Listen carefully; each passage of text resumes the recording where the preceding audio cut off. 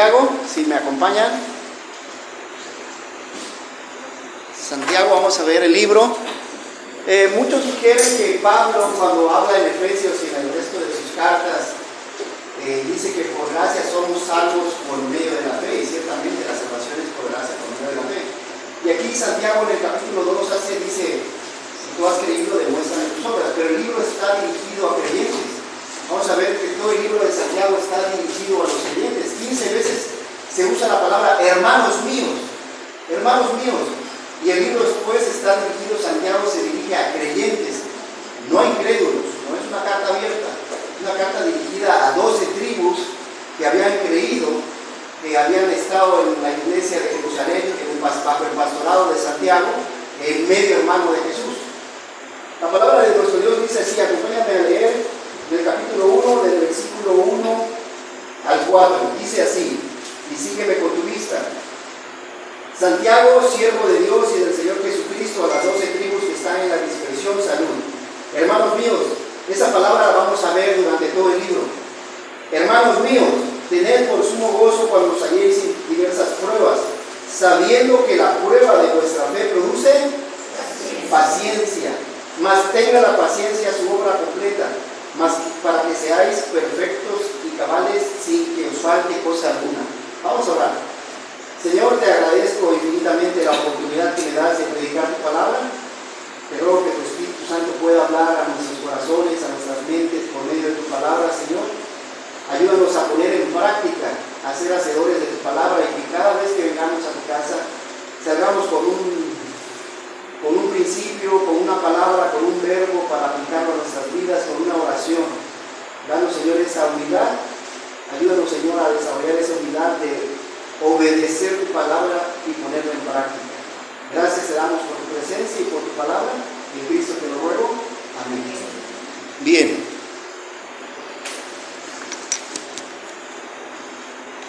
El autor es Santiago. Los destinatarios son los creyentes judíos. El tema principal es la fe puesta en acción. En esta carta hay 54 verbos imperativos que te dicen: sé paciente, sé humilde, sé amoroso, ora, trabaja, sirve, y te manda a hacer 54 cosas, 54 acciones que espera Dios de cada uno de nosotros. Los temas principales están en los 5 capítulos. El primer capítulo nos habla de nuestra fe será probada. Capítulo 2, nuestra fe demanda obras.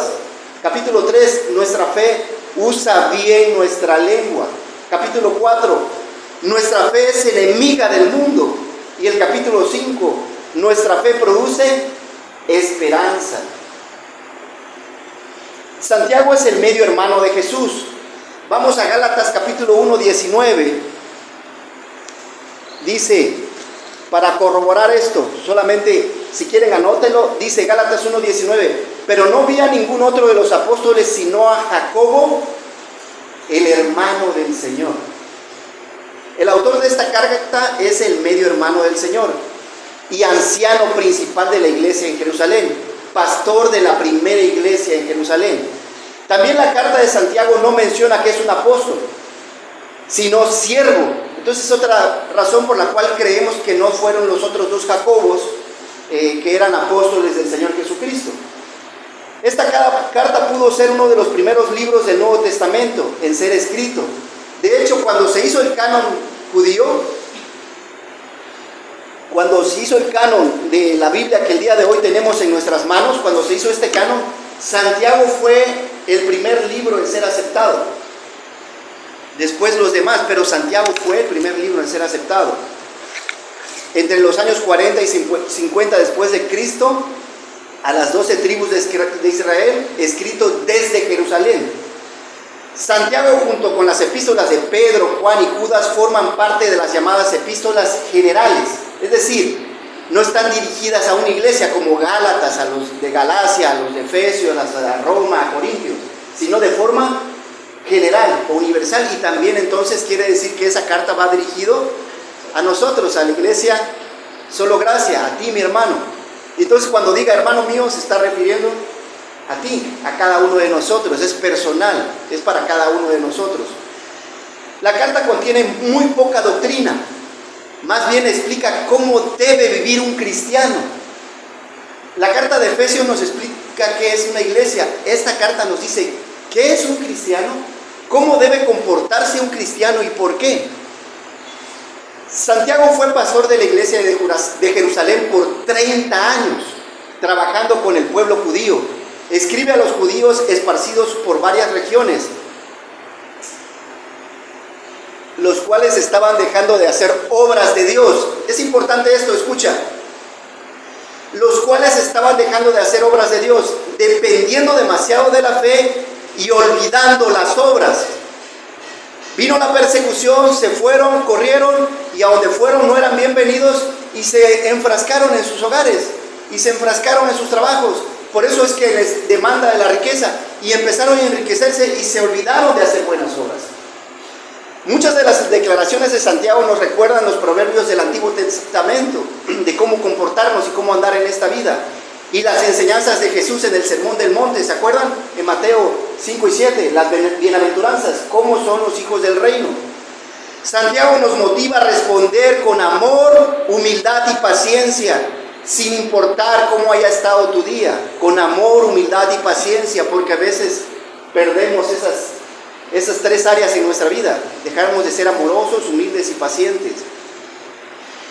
El autor se refiere a sus destinatarios como hermanos, 15 veces, les repito, el cual era un dicho común entre los judíos del primer siglo, y lo es hasta el día de hoy. ¿Cómo nos llevamos? Hermano, hermana, hermano, hermana, es algo que ya era. ¿Por qué? Porque acabamos de cantar la canción de Adoptados. Dios nos adoptó y somos una familia. Somos la familia. El apellido sería solo Gracia, ¿verdad? Allá el apellido sería solo Fe, Filadelfia, pero somos hermanos en Cristo. Nos identificamos por el amor de Cristo. Aquí viene Angie que nos visita y es nuestra hermana, no es extraña. Santiago usó por lo menos 30 referencias a la naturaleza.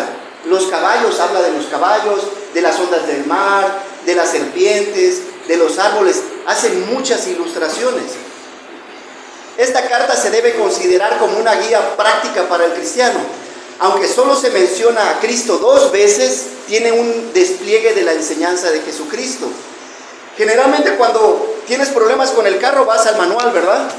Y ves cómo instalar un estéreo, cómo cambiar una llanta. Igual cuando tenemos problemas en nuestras vidas, ese es nuestro manual, y Santiago es un excelente manual para ayudarnos y enseñarnos a vivir. ¿Tiene autoridad Santiago para hablar acerca de las pruebas? Es decir, a ver, este hermanito me está hablando cómo debo enfrentar las pruebas y dice que tengo que hacerlo con gozo. Santiago escribió esta carta por su abundante experiencia en la obra pastoral. Presenció la muerte de Esteban allá en el libro de Hechos. Estuvo en diversas persecuciones. No se retiró de Jerusalén y veía cómo sus hermanos eran arrastrados por Pablo y por muchos judíos y llevados a la cárcel. Sufrió, claro. Padeció hambre en la ciudad porque hubo un hambre. Y al final fue martirizado por su fe por Herodes Agripa I para quedar bien con los judíos en el año 62 después de Cristo. No sé si es el calor o la corbata. El reto para todos los cristianos hoy en día es: porque has creído en Cristo para salvación, demuéstralo por medio de tus obras. Y ahorita voy a abundar en la proposición. El contenido de esta carta se puede considerar de la siguiente manera: los cristianos sufren con alegría, hacen buenas obras, hacen buen uso de las palabras, se guardan en santidad del mundo y tienen esperanza en la segunda venida de Cristo. ¿Cómo reconocemos a un cristiano? ¿Cómo podemos reconocer a un cristiano? ¿Cómo sé que el pastor Alejandro es un cristiano y no nos está engañando? ¿Cómo podemos saber que alguien que nos visita es una cristiana? No podemos entrar a sus corazones y en sus mentes y ver si son salvos, si sean en el Espíritu, porque son cuestiones que no podemos ver. ¿Se han preguntado eso? ¿Cómo sabemos que una persona es cristiana y cómo no? ¿Por la forma en que vive será una forma? Sí, ¿verdad? Cuando una persona cree en el Evangelio de Jesús, se espera como resultado una nueva vida de obediencia a la palabra de Dios. Esta carta es una exhortación para caminar de una manera digna del llamado que hemos recibido. Santiago es para aquellos que ya creen en el Evangelio, entonces es para nosotros. Y su objetivo es ayudarnos a vivir de manera fiel como seguidores de Jesús. Entonces, ¿qué nos dice el capítulo 1? Porque Cristo es tu Salvador, sufre con mucho gozo. Porque Cristo es tu Salvador, sufre con mucho gozo. Las pruebas, algunos me han dicho que no, Dios no nos prueba, pero las pruebas han venido desde Adán y Eva. Dios les dejó un huerto, un arbolito, no tan bonito como este, en medio del huerto, y les dijo que no debían comer del árbol de la ciencia del bien y del mal, y reprobaron la prueba. Lo mismo fue con Caín y Abel. Le dijo Caín: oye, tú vas a levantarte contra tu hermano. Le advirtió, porque ya había visto lo que había en el corazón de Caín, y reprobó. Y Noé, y aunque hizo el arca y Dios lo usó para salvación, reprobó cuando después decidió emborracharse. Y si estudiamos la historia de los patriarcas, Abraham, que le prometió un hijo, fue y trató de tener un hijo a su manera y hacer la voluntad de Dios a su manera, no esperando en Dios. Dios va a probar nuestra fe, va a probar tu fe, va a probar mi fe, va a probar de diferentes formas, y dice que va a ser a través del sufrimiento. Por eso dice: hermanos míos, tened por sumo gozo cuando os halléis en diversas pruebas, sabiendo que la prueba de vuestra fe produce uno de los frutos del Espíritu, ¿verdad? Amor, gozo, paz, paciencia. Y como dice Pedro, añadid a vuestra fe virtud, paciencia, una de las formas para poder crecer espiritualmente. Mas tenga la paciencia su obra completa, para que seáis perfectos y cabales sin que os falte cosa alguna. ¿A quién les gusta el té aquí? La mayoría creo que el café, ¿verdad? Pero entonces está la taza de agua caliente y echas una bolsita de té, ¿verdad? La agua caliente son las pruebas y tú eres la bolsita de té. ¿Y qué pasa a veces cuando metes la bolsita de té, más si es té negro? ¿Qué le pasa con el agua caliente? Saca todo lo que hay dentro, ¿verdad? Eso es lo que Dios está queriendo hacer en las pruebas, en las necesidades, enfermedades que hay en nuestra vida. Quiere sacar lo que no le agrada a Dios. Por eso permite que estás bajo una prueba. Y a veces te enojas en la prueba. Dios no quiere que respondas de esa manera. Dice: ese le falta, metan otro ratito en el agua caliente. Más pruebas. Porque quiere que reacciones pacientemente, sabiendo que tu Dios tiene el control de cualquier prueba que haya en tu vida, sin importar la edad que tengas, sin importar el problema en que estés metido. Por eso dice Pedro: sometid a prueba vuestra fe, mucho más preciosa que el oro, el cual, aunque perecedero, se prueba con fuego, sea hallada alabanza en gloria y honra cuando sea manifestado Jesucristo, a quien amáis sin haberle visto, en quien creyendo, aunque ahora no lo veamos, nos alegramos con gozo inefable y glorioso. Otra razón de la prueba es de que Dios quiere glorificarse a través de tu vida por medio de la prueba. Él va a saber que eres diferente, porque el mundo reacciona diferente. Y sería: ¿Cristo sufrió en su vida para que pueda decir algo así? Cuando estudiamos el libro de la vida de Jesús, vemos que Él sufrió, pero da evidencia de que Él llora 3 veces. Él llora en la muerte de su amigo Lázaro. Cuando ve a su amigo Lázaro y ve a la gente, y se pone a llorar porque era humano también, tenía un cuerpo humano, y se entristece, como cuando perdemos a algún familiar o amigo o algún hermano de la fe, te entristeces. También Jesús llora cuando está en Jerusalén y ve a su pueblo y dice: Jerusalén, Jerusalén, que matas a los profetas y apedreas a los mensajeros que te son enviados. Y llora cuando ve a su pueblo, porque es necio y rebelde. El pueblo de hoy será igual, porque también seguimos siendo un poquito de eso. Y llora porque conoce a su pueblo, que somos tercos. Y en el libro de Hebreos 5:7 dice que cuando estaba en el huerto de Getsemaní, y Cristo en los días de su carne, ofreciendo ruegos y súplicas con gran clamor y lágrimas, al que le podía librar de la muerte, fue oído a causa de su temor reverente. Estando en el huerto de Getsemaní, también lo vemos llorando, también lo vemos sufriendo. Vemos a estos 2 varones, Santiago y al Señor Jesucristo, llorando. Entonces no te sorprendas que tú también vas a llorar. En el matrimonio, en el trabajo, con los hijos, alguna enfermedad física, alguna prueba que Dios traiga, y dices: Señor, ¿por qué a mí? Dios va a probar tu fe todos los días de la vida. La pregunta sería, no por qué, sino cómo me regocijo en medio de las pruebas, ¿verdad? Porque me está mandando a gozarme y dice, ¿cómo le hacemos? Y el mismo capítulo 1 nos dice, por medio de la sabiduría que Dios nos da. Y nos dice, si alguno tiene falta de sabiduría, pídala a Dios, no dudando, porque el que duda es como las olas del mar, que son llevadas de aquí para allá. Entonces, si tú no sabes cómo enfrentar las pruebas, pídele a Dios sabiduría para que te ayude, y Él te la va a dar, pero con fe. La mayoría de los creyentes buscamos enfrentar las pruebas solos, por nuestros propios medios y esfuerzos, pero el día de hoy tenemos la palabra de Dios, la cual nos da la sabiduría necesaria para enfrentar las pruebas y tribulaciones de esta vida de manera exitosa.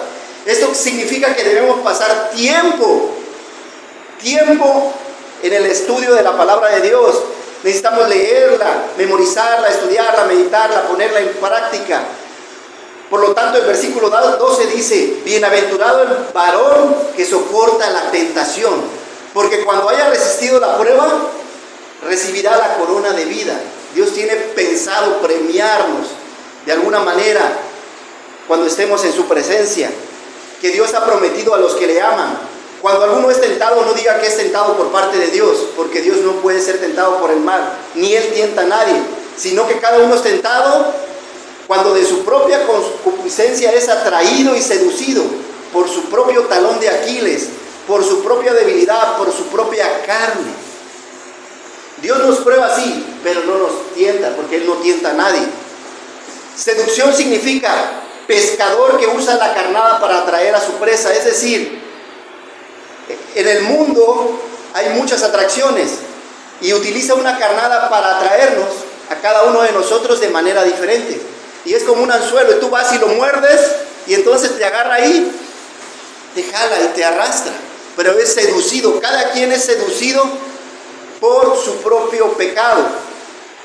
Y la prueba significa Dios va a probar nuestra fe todos los días de nuestra vida, es decir, Dios va a someter bajo fuego, vamos a probar. ¿Tú tienes fe? Vamos a ver si es cierto. Dios nos prueba constantemente, no nos tienta. Cada uno es atraído por sus propios pensamientos y sentimientos para pecar. Por lo consiguiente, seamos hacedores de la palabra, nos invita Santiago, y no tan solamente oidores. ¿Y cómo podemos poner en práctica la palabra de Dios? Necesitamos injertar la palabra de Dios a nuestras vidas por medio de la memorización de las Escrituras. Ahí habla de un injerto, la palabra dice que tenemos que injertar. La palabra de Dios tiene que entrar en nuestras vidas, a eso se refiere. Mi madre le gustan mucho las rosas, y entonces a veces tiene las rosas rojas, ¿no? Y hace un injerto. En la ramita pone otra ramita y le pone tierra y con una bolsita lo amarra con una liga. Y entonces muchas de ustedes lo hacen, quiero imaginar. Y entonces quiere una rosa blanca de una planta roja. Y entonces la ramita sale ahora blanca y salen algunas blancas y rojas. Es un injerto. Y toma de la savia de la planta. Eso es lo que nos está pidiendo, que injertemos. Santiago nos dice, ¿quieres resistir a las pruebas? ¿Quieres alegrarte en las pruebas? Que la palabra sea injertada en tu vida por medio de estudiarla, pero a veces la minimizamos. Venimos y abrimos nuestras Biblias el domingo, pero de lunes a sábado, y hasta el mismo domingo andamos corriendo. ¿Dónde dejé mi Biblia el domingo pasado? No, creo que la dejé allá en la iglesia, porque no la encontramos, porque no tomamos en serio y menospreciamos la palabra de Dios. Por eso Santiago en el versículo 26 dice, si alguno se cree religioso, dice que cuide a viudas, huérfanos y se abstenga del mundo. Se refiere a 3 puntos en general. Refrena tu lengua del mal, sirve a los demás, incluye viudos y huérfanos, y apártate del mundo. Necesitamos ver las pruebas, necesidades, enfermedades como una bendición de parte de Dios, la cual nos va a permitir crecer y madurar para conformarnos al carácter de Dios. ¿Qué te hace sufrir el día de hoy? ¿El pasado? ¿No aceptar tu realidad? ¿Creer que lo sabes todo? ¿No confiar en Dios y en su palabra? ¿Echarle la culpa a los demás por tus fracasos? Sufrimos porque estamos solos, sufrimos porque estamos acompañados, pensar negativamente. Seamos sinceros, ¿qué sería lo peor que podría pasarnos en una enfermedad? Morirnos. Y si nos morimos, ¿a dónde vamos? Al cielo con Dios. No sería una maldición, sería una bendición. No tienes trabajo, ¿qué es lo peor que podía pasar? No comer, y servía para bajar unos kilitos, ¿verdad? Que yo creo que la mayoría tenemos un poquito de más, hay unos que sí están en línea. Serviría para ayunar y tener un mayor contacto con la palabra de Dios y con Él. Tu fe aumentaría y serías más conforme a la imagen de Dios. Pero bueno, vamos a imaginar que pasaron medio año y no pudiste conseguir comida. Pues te mueres, te vas al Señor. No podemos estar enfocando nuestra vida en el problema. Tu vida debe estar enfocada en la palabra de Dios y las pelotas que Dios te quiera enviar. Los problemas y las pruebas que Él te quiere enviar. Pero estás preparado, entrenado.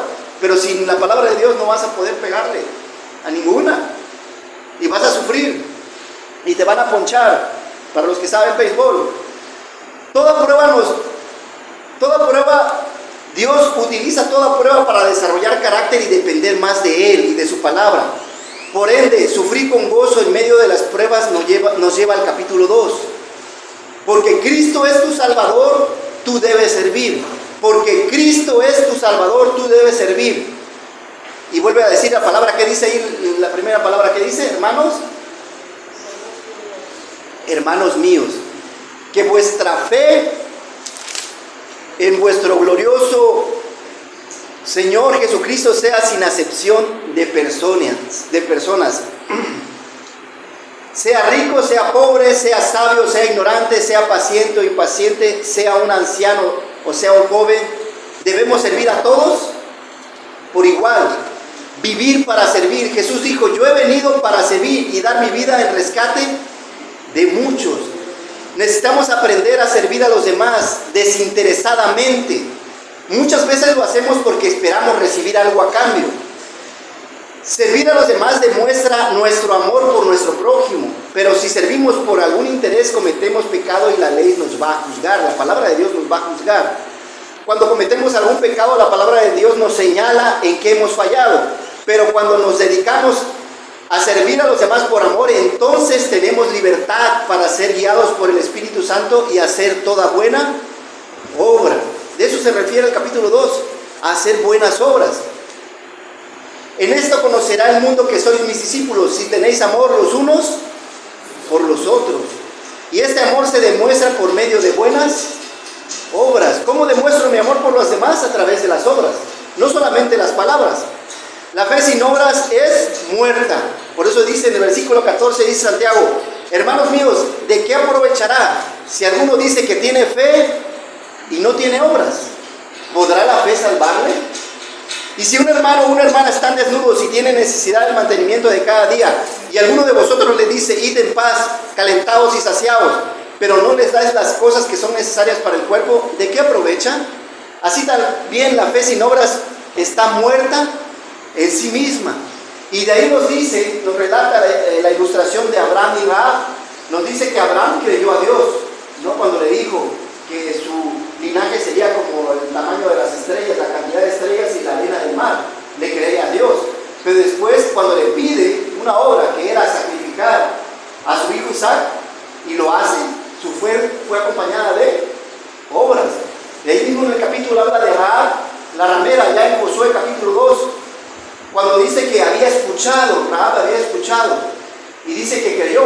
No sabemos si meses antes o días antes había creído las grandezas que Dios hizo en Egipto, lo que estamos estudiando los domingos, las plagas y cómo Dios libera a su pueblo. Rahab escucha, cree, y cuando llegan los dos espías a su casa, los esconde a costa de su vida. Creyó al escuchar de nuestro Dios, pero su obra fue esconder a los dos espías, costándole la vida a toda su familia, pero Dios en recompensa le da la vida de ella y la vida de toda su familia, y aparte ser descendiente del linaje de nuestro Señor Jesucristo, ¿verdad? Porque de ahí viene el Señor Jesucristo, de Rahab, de allá de la Cananea. El mundo está esperando ver la fe de los cristianos por medio de sus buenas obras. El mundo nos está observando. y está esperando y te está viendo, te está analizando cómo te comportas. ¿Qué clase de buenas obras estás haciendo el día de hoy? ¿A quién le has compartido el Evangelio? ¿En qué ministerio has estado trabajando últimamente? El libro de Romanos nos enseña que Dios pagará a cada uno según sus obras. Dios va a recompensar toda buena obra. Tú y yo somos la luz del mundo. Una ciudad asentada sobre un monte no se puede esconder.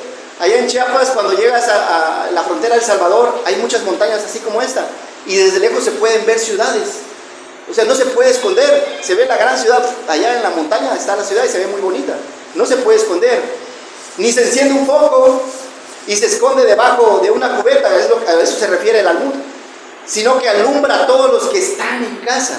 Así alumbre vuestra luz delante de los hombres, para que vean vuestras buenas obras y glorifiquen a vuestro Padre que está en los cielos. Ese es el propósito de las buenas obras, que glorifiquen a nuestro Dios por nuestra manera de vivir. No es para ganarte el derecho de ir al cielo o la salvación. Nuestras buenas obras sirven para glorificar a Dios. En consecuencia, debemos hacer buenas obras en nuestros trabajos, comportarnos honradamente ante la corrupción y la inmoralidad que hay en el trabajo.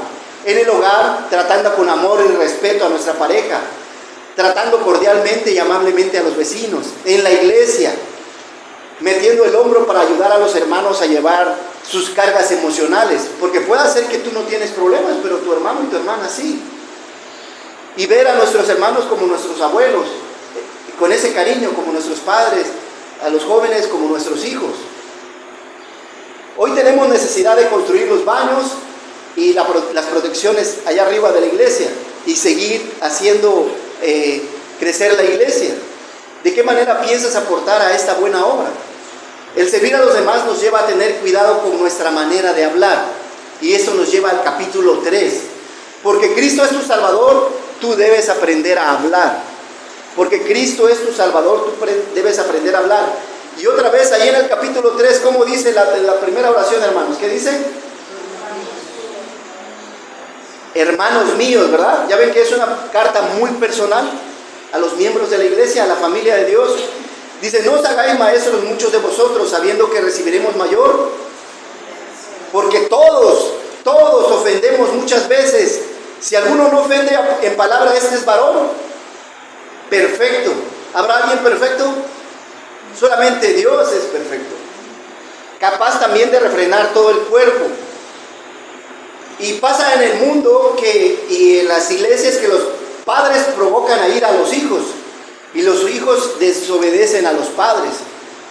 El esposo ofende a su esposa y viceversa. Los pastores algunas veces ofenden a las ovejas y las ovejas se dan un banquete de tacos, a veces de tacos al pastor, ¿verdad?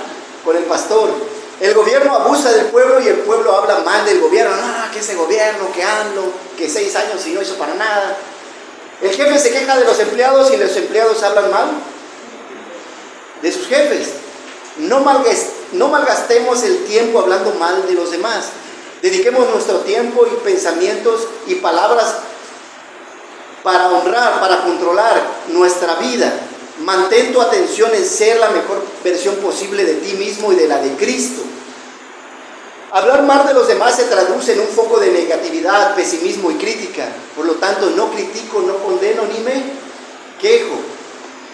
Tu recurso más precioso y limitado es el tiempo. No lo desperdices meditando y pensando y hablando de chismes. Cuida tu integridad y buena reputación al no participar en el hábito de hablar de los demás.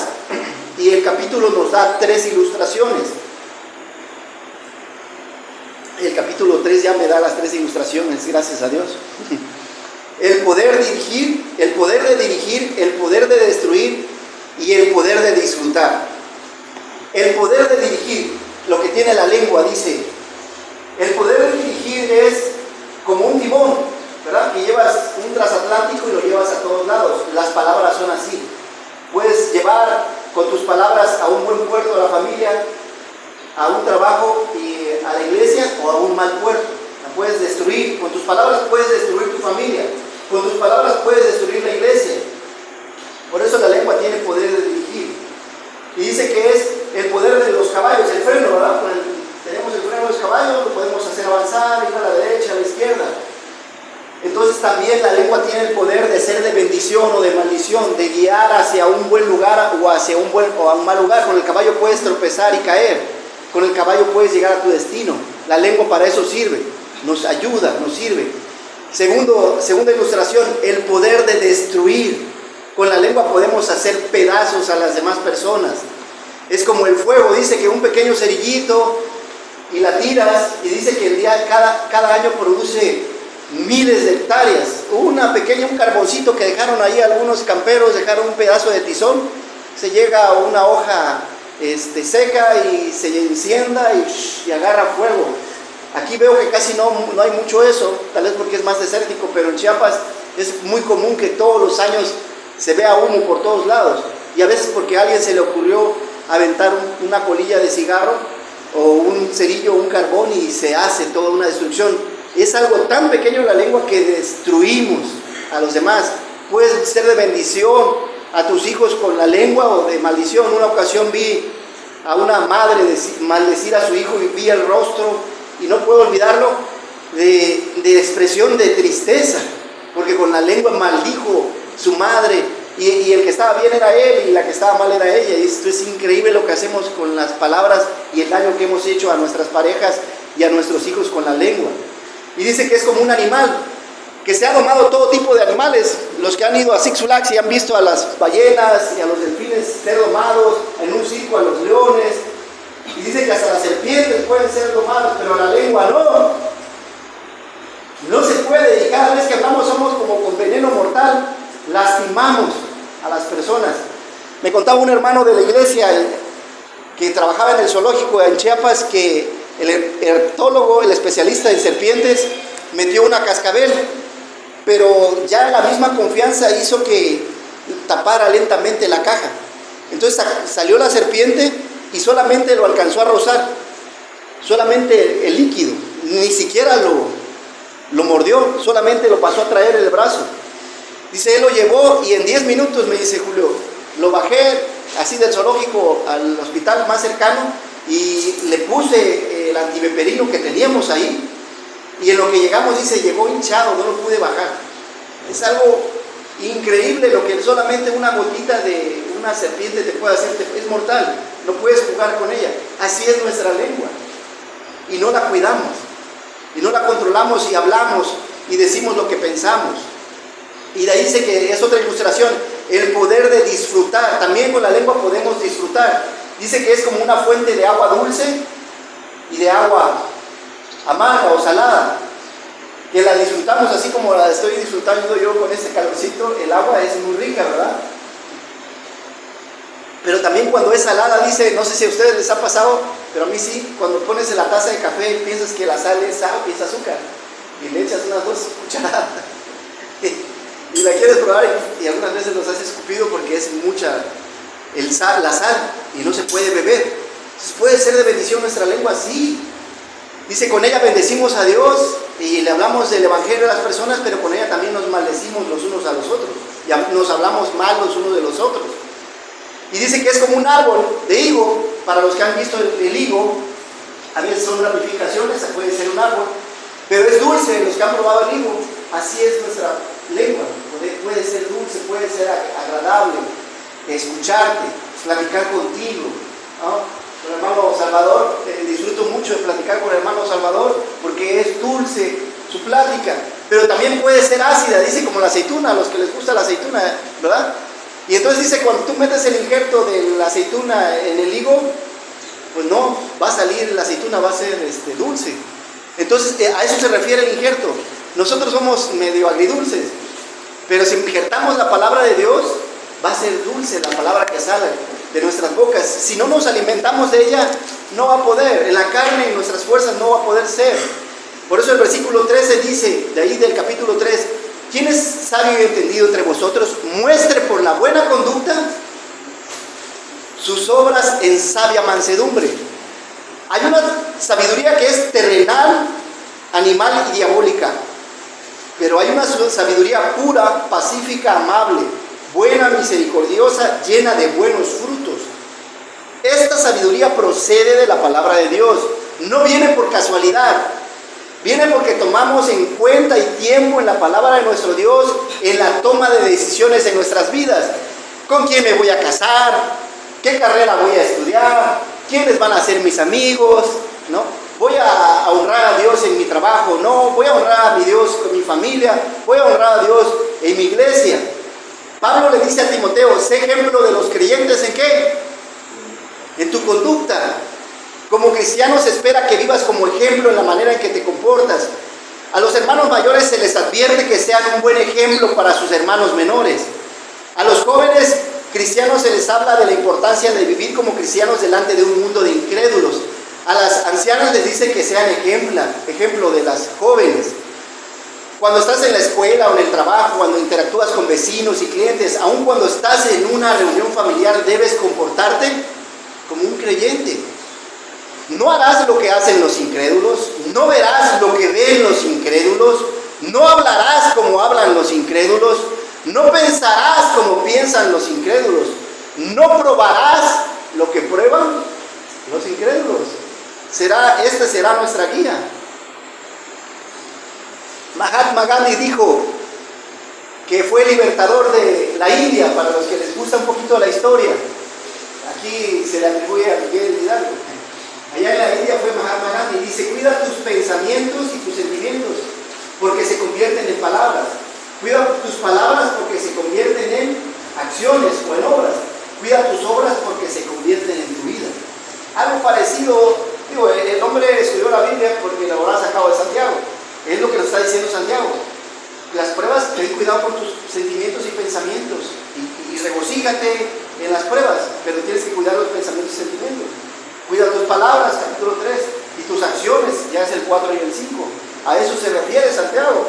Se me hace que lo copió Mahatma Gandhi de Santiago. Somos lo que pensamos, sentimos, hablamos y hacemos. Esto nos lleva al 4º capítulo, para ser enemigos del mundo. Porque Cristo es tu Salvador, tú debes separarte del mundo. Porque Cristo es tu Salvador, tú debes separarte del mundo. Y empieza Santiago, ¿de dónde vienen las guerras? Acompáñenme a leer el versículo 1. Dice, ¿de dónde vienen las guerras? Los pleitos entre vosotros, no es de vuestras pasiones, las cuales combaten en vuestros miembros.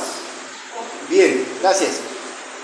Dice, y el resto del capítulo nos dice, son 3 los enemigos contra los que debemos luchar: la carne, el mundo y Satanás. De ahí salió lo que a veces decimos, nuestros enemigos son estos. A eso se refiere Santiago. La carne, nosotros mismos, el mundo y Satanás. Son 3 nuestros enemigos. Por eso dice en el versículo 2, codiciáis y no tenéis, matáis y ardéis de envidia y no podéis alcanzar, combatís y lucháis, pero no tenéis lo que deseáis porque pedís y no recibís, porque pedís mal. ¿Para qué? Para gastar en vuestra carne. A eso se refiere. Y dice Pablo en Gálatas, dice, y manifiestas son las obras de la carne, que son adulterio, fornicación, inmundicia, lascivia, idolatría, hechicerías, enemistades, pleitos, celos, iras, contiendas, disensiones, herejías, envidias, homicidios, borracheras, orgías y cosas semejantes a estas, acerca de las cuales os amonesto. Estas son las cosas en la carne que nacen de tu propia concupiscencia, de tu propia tentación, de tu propio gusto, de tu propio deseo. El mundo, oh almas adúlteras, dice el 4, ¿no sabéis que la amistad del mundo es enemistad contra Dios? Cualquiera pues que quiera ser amigo del mundo se constituye enemigo de Dios. ¿O pensáis que la Escritura dice en vano? El Espíritu que ha hecho morar en nosotros nos anhela celosamente. La única forma de vencer la carne y el mundo es por medio del Espíritu y su palabra. Entonces podremos manifestar los frutos del Espíritu y vencer la carne y vencer al mundo. El mundo como sistema mundial está en contra de la palabra de Dios. Acepta la mentira como la verdad. En el mundo que te ofrece es mentira. Es decir, lo que está de moda le dice verdad. En lugar de vivir por fe confiando en la sabiduría de Dios, nosotros no vivimos de acuerdo. Está de moda abortar. Bueno, pues si no quieres tu hijo, pues aborta, ¿no? Está de moda el homosexualismo. Bueno, pues decide sobre tu sexualidad. Y todo lo que está de moda, el mundo quiere que adoptes todos sus pensamientos, pero nosotros no vivimos conforme a cómo piensa el mundo. Vivimos conforme a cómo piensa Dios. Y entonces tengamos cuidado, porque a veces he visto algunos cristianos que empiezan a adoptar algunos pensamientos y empiezan a defender algunos derechos del mundo que están en contra de la palabra de Dios. El mundo aplaude a las personas que roban y viven robando descaradamente, como algunos políticos pueden robar miles de millones, pero si tú vas y robas un gancito, te meten a la cárcel. Y vas a la cárcel y te encuentras, para los que han ido a la cárcel, ¿no? Ahí está el gansito, está el pipiolo, está el sabritas, está el chocolate. ¿Por qué no es aquí? No, pues me robé un gansito. Y el mundo aplaude. Si vas a robar, roba con ganas, pues, porque si no, te metemos a la cárcel. Y aplaude esas cosas y lo protege. Elogia a los adúlteros y a los hombres fieles los menosprecia. Albert Einstein, ¿se acuerdan de este famoso científico? Una vez una de sus amigas le preguntó que su marido le había sido infiel y qué debía hacer. No, pues perdónalo, porque pues los hombres somos así, no tenemos el poder para controlarlo. El hombre más inteligente en ese entonces estaba diciéndole a su amiga que es normal que el hombre sea adúltero. ¿Pero por qué lo decía? Porque él mismo tuvo muchas esposas y él mismo era adúltero con sus esposas, por eso es que las dejó. Entonces, pero la palabra de Dios dice, sea adúltero, y pues todos los hombres somos adúlteros y seamos adúlteros. Pero Dios dice que no. Dios nos ha dado una mujer, una pareja, para que le seamos fieles y no estemos pecando en este sentido, pero el mundo piensa diferente. El diablo, Dios, el 6 y el 7, Dios resiste a los soberbios y da gracia a los humildes. Les estoy dando ya resumido todo esto. Por lo tanto, debemos someternos pues a Dios, resistir al diablo y irá de vosotros. Aceptemos la autoridad de Dios y su palabra es la única forma en que podemos vencer a Satanás. Hasta que nos sujetemos a la voluntad de Dios, entonces seremos verdaderamente libres. Satanás es un ser real.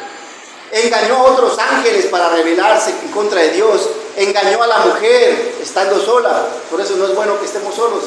Y ha engañado a todos los hombres a través de los tiempos. Y el día de hoy sigue engañando a incrédulos y sigue engañando a cristianos.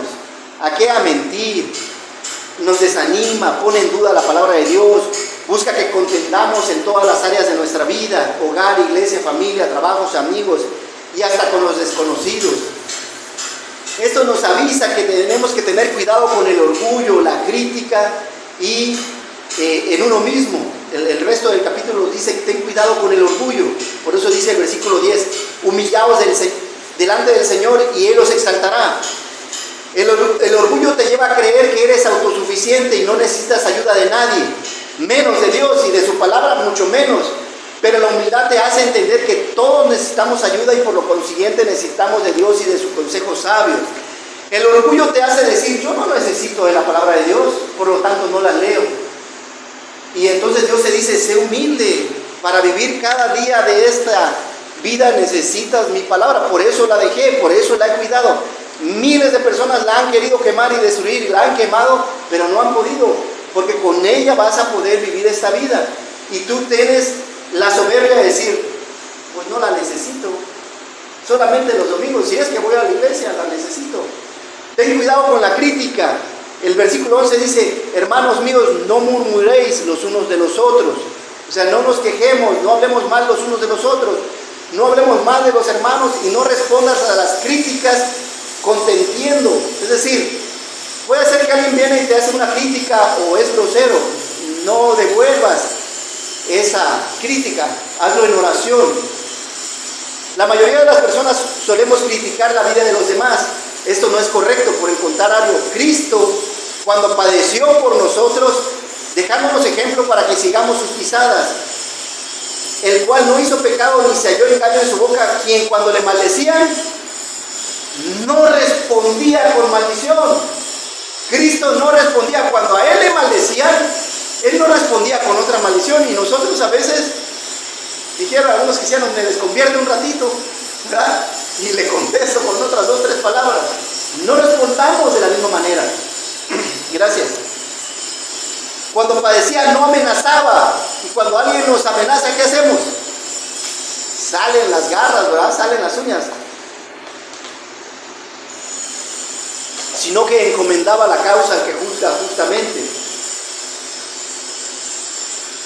Por lo tanto, debemos tener cuidado en cómo respondemos a alguien que viene y nos da alguna palabra.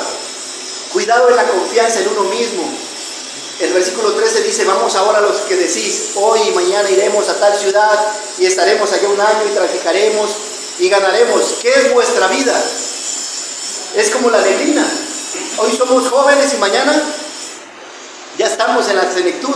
Hoy tenemos dinero y mañana no tenemos ni en qué caernos, ¿verdad? Hoy tenemos salud, mañana no.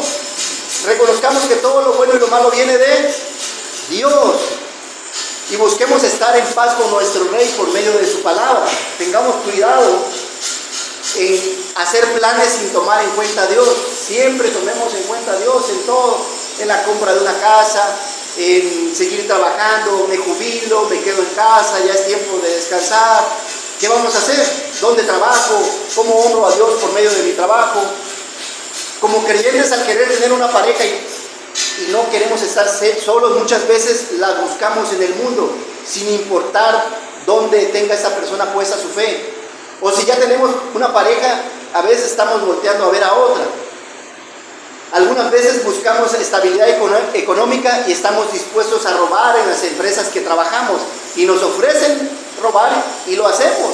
Es el mundo. Otras veces codiciamos lo que no tenemos y somos como esos niños que no tienen la pelota y envidiamos a quien sí tiene la pelota. Esperamos en Dios, por lo tanto, esperemos en Dios toda satisfacción. Su palabra es suficiente para encontrar la verdadera felicidad que buscamos en el mundo. De modo que debemos decir no al mundo, nos lleva al capítulo 5. Porque Cristo es tu Salvador, tú debes esperar en Cristo. Porque Cristo es tu Salvador, tú debes esperar en Cristo. ¿Qué dice el versículo 1? Lean por favor. Vamos ahora.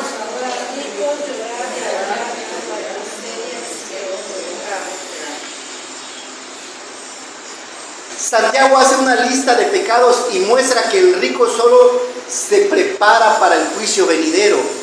Primero menciona la avaricia del versículo 1 al 3. Dice: proclama que los ricos habían amasado su riqueza únicamente para verla desaparecer. Su oro, su plata y ropa se pudrirán y la comerán las polillas. Esas mismas riquezas, al esfumarse, testificarán en contra de su presente egoísmo y de nuevo en contra de ellos en el juicio. Habían acumulado tesoros, pero se habían olvidado que el día postrero estaba cerca. Santiago quizás se refería a la inminente caída de Jerusalén a manos de Tito en el año 70. Le estaba diciendo: ustedes ricos, a ver, y está diciendo a los hermanos, a ver, mis hermanos que han acumulado muchas riquezas, sobre todo que es judío, al año 70 viene Tito y todo lo que han acumulado, y le han retenido el salario al pobre, y se han enriquecido y han vivido para sí mismos. Aquí lo que menciona, el pecado que menciona es robar la paga del pobre. En el versículo 4, había retenido la paga deshonestamente del pobre. Usaban el fraude para robarle a esos jornaleros campesinos y sus pecados los alcanzarían. En este caso, los salarios robados clamaban a Dios por su justicia y los trabajadores necesitados clamaban a Dios. Dice ahí, clamaban Señor, le decían Señor. Y esa palabra solamente es usada en batalla, Señor de los ejércitos. El pueblo estaba clamando a Dios por los ricos y empresarios injustos que no pagaban a las personas. Dios vendría con su ejército y juzgaría a esos ladrones y los dejaría pobres en poco tiempo.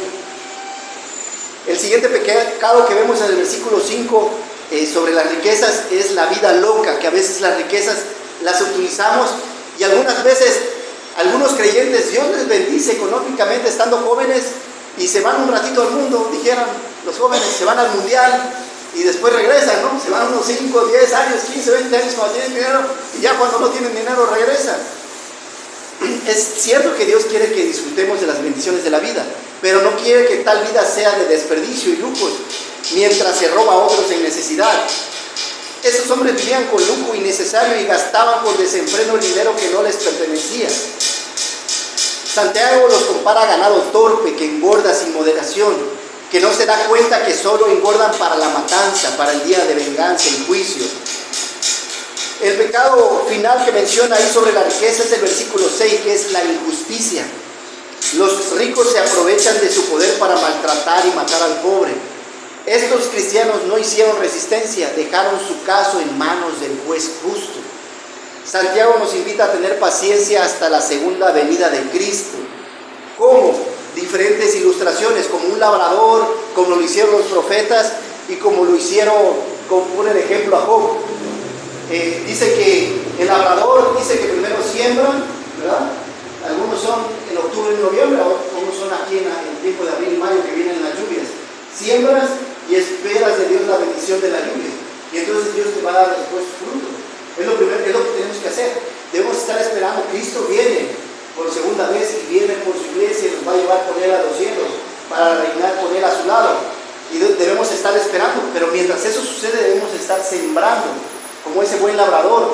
Como los profetas, también pone ese ejemplo ahí, que sembraron la palabra de Dios en todo el pueblo y hasta el incrédulo. Nosotros debemos estar sembrando la palabra de Dios en nuestros corazones y también en el corazón de las personas, para que, si Dios así lo decide, puedan ser tocados por la gracia del Espíritu Santo y puedan convertirse de sus pecados y venir de las tinieblas a su luz admirable. Y también pone como ejemplo de salvación a Job, que dice que él sufrió, ¿verdad? Si Cristo sufrió, Santiago sufrió, Job sufrió, ¿qué cree que le va a pasar a usted? Va a sufrir. Santiago te está diciendo, quiero que te prepares porque vas a sufrir. No te está preguntando si quieres, si puedes. Te está diciendo, prepárate porque vas a sufrir. Dios va a enviar sufrimiento a tu vida a través de diferentes circunstancias. Lo importante es cómo respondes a cada una de ellas. Si vemos que Job, ¿cómo respondió? Con paciencia. En verdad, él no reprobó esa prueba en esa parte. Cuando se empieza a quejar es cuando, en los primeros capítulos, cuando estudiamos el libro de Job, él no reprueba. Él reprueba cuando empieza a quejarse, cuando empieza a hablar, a encarar a su Dios, y después Dios le pega una buena disciplina a través de sus palabras. Pero después Dios dice que lo recompensa con el doble que de lo que tenía. Tal vez no tengas el doble de salud aquí, hermano, pero en el cielo tendrás muchas bendiciones. Tal vez no tengas todo lo que esperes en esta vida ya a la recta final de tus años de vida, pero Dios hará recompensar el cómo respondes a cada una de las pruebas que Dios te mande. Y va terminando el capítulo 5 con algunas preguntas y dice: ¿está alguno entre vosotros afligidos? ¿Qué debe hacer? Haga oración. ¿Está alguno alegre? ¿Qué debe hacer? Cantar alabanzas. ¿Está alguno enfermo entre vosotros? Llame a los ancianos y oren por él, ungiéndole con aceite. Se cree que en aquel entonces el aceite era un remedio medicinal. Entonces llegaban, le ponían medicina y ayudaba, ¿no? Y la oración de fe salvará al enfermo. Si el Señor quiere, te va a sanar. Si no quiere, será para la gloria de Dios. El sufrimiento que tengas va a ser para que tú glorifiques a Dios y dependas más de Dios y de su palabra por medio de ese sufrimiento.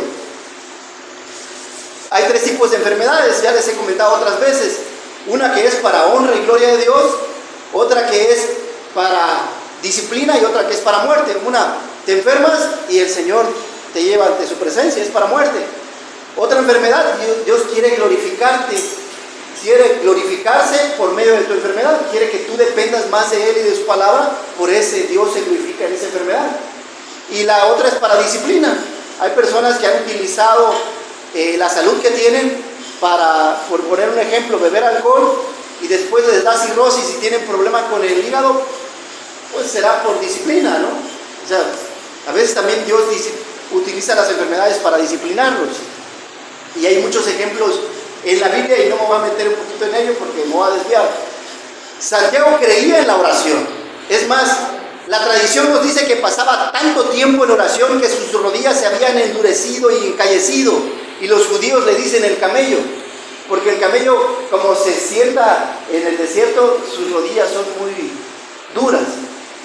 Así le decían a Santiago, era conocido por un hombre de oración. Y nos está invitando, ora. Pero nada más oramos 5 minutos y pareciera que fueran 5 horas, ¿no? Así era Santiago, ora. La respuesta está en la palabra y en la oración. Dios obra eficazmente mediante la oración, pero esta debe proceder de un corazón limpio y consagrado a Dios.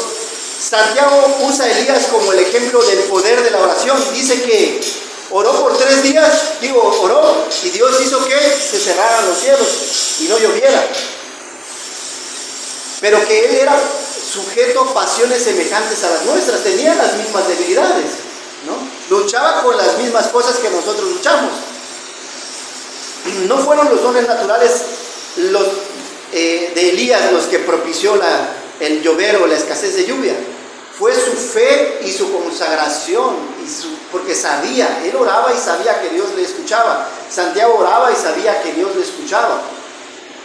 ¿Tú sabes que Dios te escucha? Cuando estás orando, ¿estás convencido que Dios te está escuchando? ¿Sí?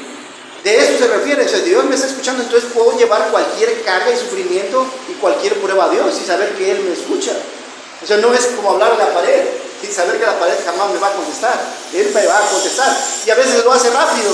Ya hemos estudiado la oración en otras ocasiones. Por eso dice el versículo 19: si alguno de entre vosotros se ha extraviado de la verdad y alguno le hace volver, sepa que el que haga volver al pecador del error de su camino salvará de muerte un alma y cubrirá multitud de pecados.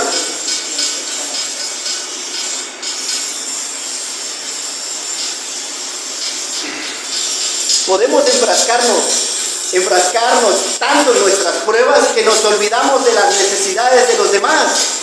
Podemos enfrascarnos tanto en nosotros mismos que nos olvidamos que hay necesidad de salvación en las otras personas. Nosotros tenemos a nuestro Dios, su palabra, nuestros hermanos, nuestra iglesia, pero esa gente está sola y desamparada. El significado básico de esos versículos es que los santos deben procurar traer a los hermanos descarriados de regreso al Señor, hacerle volver. Simplemente significa hacerle regresar. ¿Cuán fácil es para un santo ser seducido y apartarse de la verdad? Los cristianos desobedientes están en peligro de seria disciplina. Debemos buscarlos con amor y ayudarles en la restauración. ¿Quiénes ya no están? ¿Y hemos ido a visitarlos alguna vez? Que eran hermanos en la fe y sabemos que andan mal. Cuando lo hacemos, rescatamos de la muerte y de la disciplina de Dios. Pero también podemos aplicar estos versículos a los perdidos. Conforme vemos que el regreso de Cristo se acerca, necesitamos dedicar más tiempo a evangelizar de manera particular. Cada uno desde su trinchera, desde el trabajo, desde la casa, compartir el evangelio con otros. El cristiano que realmente cree en la venida de Cristo no puede evitar anhelar testificar a otros de su fe. Tal vez eso nos está faltando. Tener presente que Cristo viene pronto. Cristo viene pronto y nos va a pedir cuentas de lo que hicimos con nuestra vida, con los talentos que Él nos dio, con el conocimiento y la sabiduría que Él nos ha dado. ¿Cuánto tiempo tiene que no compartes a otros el evangelio? Estamos rodeados de personas. Aprovechemos la oportunidad de anunciar del amor de Cristo. Vamos a orar y después de orar voy a terminar con un canto. Señor Dios, te agradezco la oportunidad de predicar tu palabra. Gracias por el libro de Santiago, porque tú nos has salvado, Señor. Ayúdanos a ver las pruebas con gozo. Ayúdanos a servirnos los unos a los otros y a este mundo por medio de buenas obras. Ayúdanos a tener cuidado con nuestra lengua. Ayúdanos a ser enemigos de este mundo y amigos de la cruz, Señor. Y ayúdanos, Señor, a tener esperanza en tu segunda venida, Señor. Ayúdanos a proclamar tu evangelio. Ayúdanos a agradarte con nuestras palabras. En el nombre de Cristo te lo pedimos. Amén.